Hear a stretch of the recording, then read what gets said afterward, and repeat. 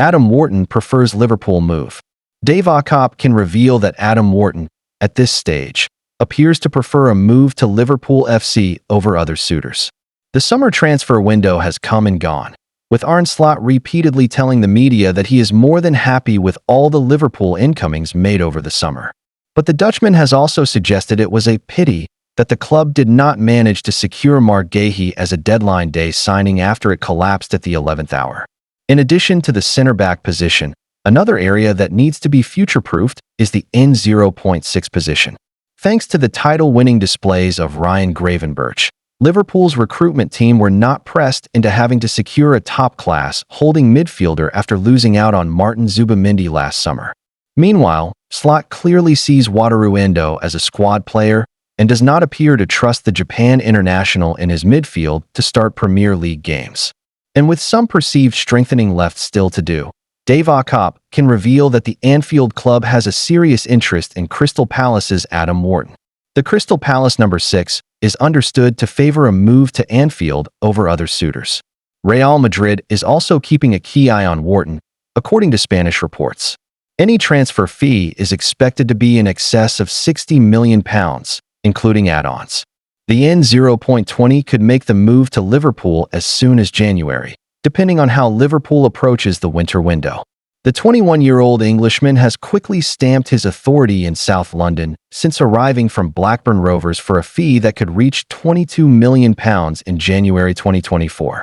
At that time, Palace were paying a hefty amount for a teenager coming out of the Championship, but it already looks like money well spent. Since then, he has made 49 appearances for the Eagles and was trusted to start in the FA Cup final victory against Manchester City in May of this year, a landmark moment in both his career and the club's history.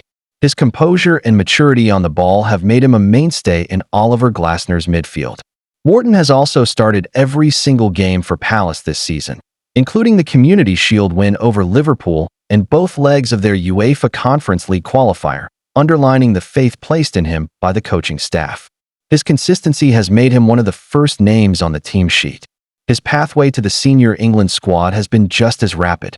After debuting for the Young Lions at under-19 level, he earned his first senior cap in June 2024, coming on as a substitute in a 3-0 win over Bosnia and Herzegovina.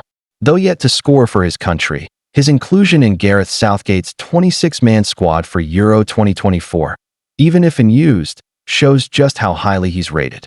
With his blend of technical quality, tactical intelligence, and tireless work rate, Wharton is now regarded as one of the most exciting young midfielders in English football, and his ceiling appears to be getting higher with every game. Thanks for watching. Like and subscribe. Carlos Baleba to Manchester United transfer twist as Brighton confirm key departure. The latest Manchester United transfer news as they continue to track Carlos Baleba behind the scenes. Brighton and Hove Albion have confirmed they have parted ways with technical director David, whereas Manchester United continue to mull over a proposed approach for Carlos Baleba. Weir, who has worked in the backroom setups at Rangers, Aston Villa, and Brentford, joined the Seagulls in 2018 as loan manager. Having held that position for 4 years, the ex-Scotland international became technical assistant for nearly half a year before eventually taking on the role of technical director. David has served our club well, but we now wish to refresh our technical area with new leadership and direction, Bloom said.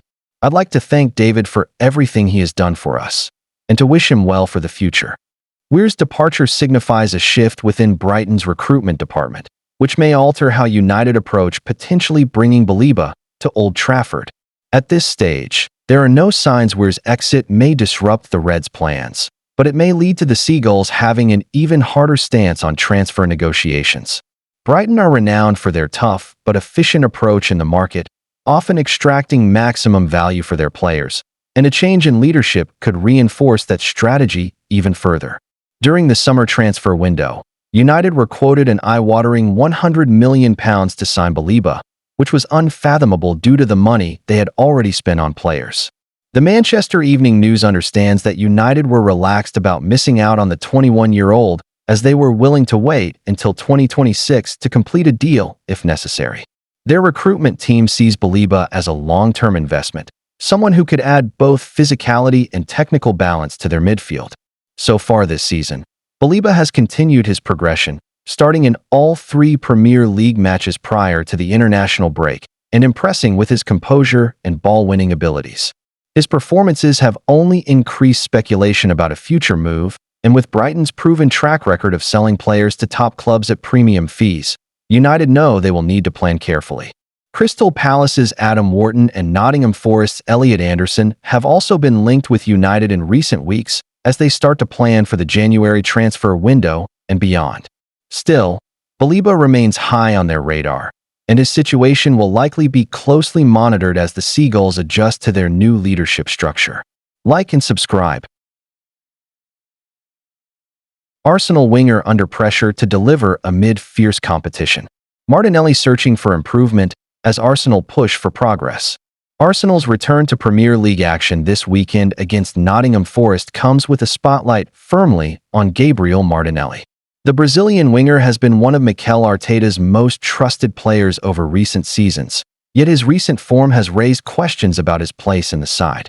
After a subdued performance in the defeat at Anfield before the international break, Martinelli's role has become a subject of debate among supporters and pundits alike. Why Martinelli needs improvement? Martinelli's work ethic and determination have never been doubted, but the spark that once made him a decisive figure in Arsenal's attack appears to have faded. His statistics from last season underline the point. Across 51 appearances in all competitions, he registered 10 goals and 6 assists, a respectable output, but perhaps not at the level expected of a winger in a side aiming to win both the Premier League and Champions League. One moment at Anfield highlighted the concerns. Martinelli burst forward on a counter-attack, with Victor Gyökeres making a run in behind Liverpool's defense. Rather than releasing the ball to the striker, Martinelli held on to it, eventually losing possession for a goal kick. That decision was replayed heavily after the game, with supporters pointing to a lack of confidence and overthinking in crucial moments. Some close to the player believe Martinelli is struggling with the external noise. He is known to be aware of the criticism on social media, and that pressure can weigh heavily on a player who thrives on instinct and direct play. How Arsenal's evolving style impacts Martinelli. When Martinelli produced his most productive campaign in 2022-23, scoring 15 goals with 6 assists, Arsenal's approach was more fluid and expansive. The Brazilian could exploit open spaces, stretch defenses, and create with direct runs from the left. Since then, Arteta has adapted Arsenal's style. The focus has shifted to more control, structured possession, and patience in build-up play. This approach has delivered consistency in league finishes, but it does not necessarily suit Martinelli's explosive attributes. Last season was disrupted by injuries, both for Martinelli himself and for other attacking players. Arsenal often faced opponents who defended deep, forcing the Gunners into wide deliveries and repeated crosses. That reduced the winger's ability to play to his strengths, leaving him frustrated. This season Arteta has introduced another shift, making the team more direct and transitional to maximize Gyökeres' pace and movement. That adjustment could be a turning point for Martinelli. His speed is among the best in the league, and if Arsenal consistently look to play balls in behind, he could find himself in more promising situations to score or assist. Increased competition for places. Arsenal's summer signings have intensified competition in attack. Eberechi's adds creativity and versatility, while Noni Madueke provides another wide option alongside Leandro Trossard. Ease has already featured on the left. Madueke has played both flanks, and Martinelli himself admits the fight for places mirrors his battle with Vinicius Jr. for Brazil. What it means for Martinelli. Despite internal talks of a sale, Arsenal remain committed to Martinelli, whose deal runs until 2026 with an option to 2028. Arteta continues to trust him in big games, but the raised standards mean he must rediscover the cutting edge that made him a star in 2022-23. With his pace and energy suited to a more direct style, Martinelli still has the chance to play a decisive role in Arsenal's pursuit of trophies. Thanks for watching. Stay for the next content. Don't forget to like and subscribe. Ibrahima Konate turns down third Liverpool contract offer. Ibrahima Konate will be out of contract at the end of the season, leaving Liverpool with some crucial decisions to make over the future of the France international. The French center-back has developed into a reliable figure in the Reds' defense since his arrival, but there is now a genuine risk that he could follow in the footsteps of another key player who departed for Real Madrid. Los Blancos recently signed Trent Alexander-Arnold after his contract at Anfield expired, paying only a modest fee to bring him in early so he could feature in their Club World Cup campaign. That move left Liverpool short-handed and forced the club to reassess their long-term squad planning. Now, they face the possibility of a repeat scenario with Konate, who has entered the final year of his deal. Real Madrid have been strongly linked with the 26-year-old, and reports in Spain suggest that negotiations over a transfer are already at an advanced stage. Madrid are believed to see him as a natural partner for Eder Militao in the heart of their defense, while also providing depth and competition alongside Antonio Rudiger. Konate himself has fueled speculation with his comments about France teammate Kylian Mbappé. He revealed in a lighthearted interview with Telefoot that Mbappé calls him every 2 hours to talk about a potential move to Madrid, a remark that, while joking, underlined how persistent the interest from Spain has become. Liverpool, however, are not ready to give up without a fight. The club are expected to mount a strong push to keep him, just as they did when negotiating new contracts for Virgil van Dijk and Mohamed Salah in previous seasons. Konate is seen as a central figure in their defensive rebuild under Arne Slot, and losing him would represent both a sporting and symbolic blow. Despite their efforts, the Reds are struggling to make progress. According to Marca, Konate has now turned down a third contract offer, leaving Liverpool in an increasingly vulnerable position.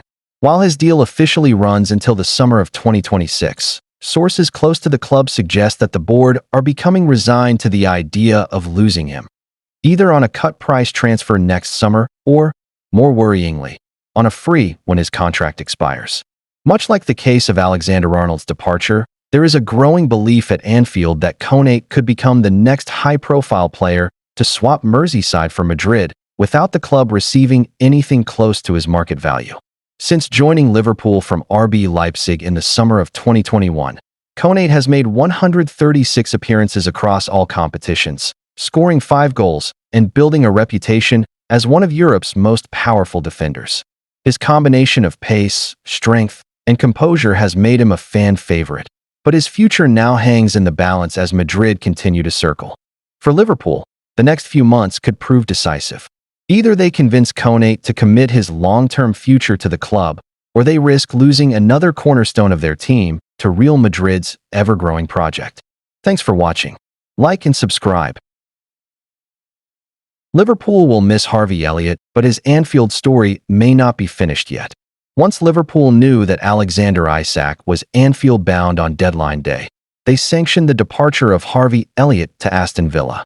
It was a decision that made sense. Elliott was desperate to play more regularly after finding his opportunities limited under Arne Slot. He won Player of the Tournament at this summer's European Under-21 Championship with England and wanted to kick on rather than face another season stuck on the fringes of the squad. Playing for the club he grew up supporting meant everything to the attacking midfielder, but with a World Cup on the horizon, it was time to be led by his head rather than his heart and embrace a new challenge.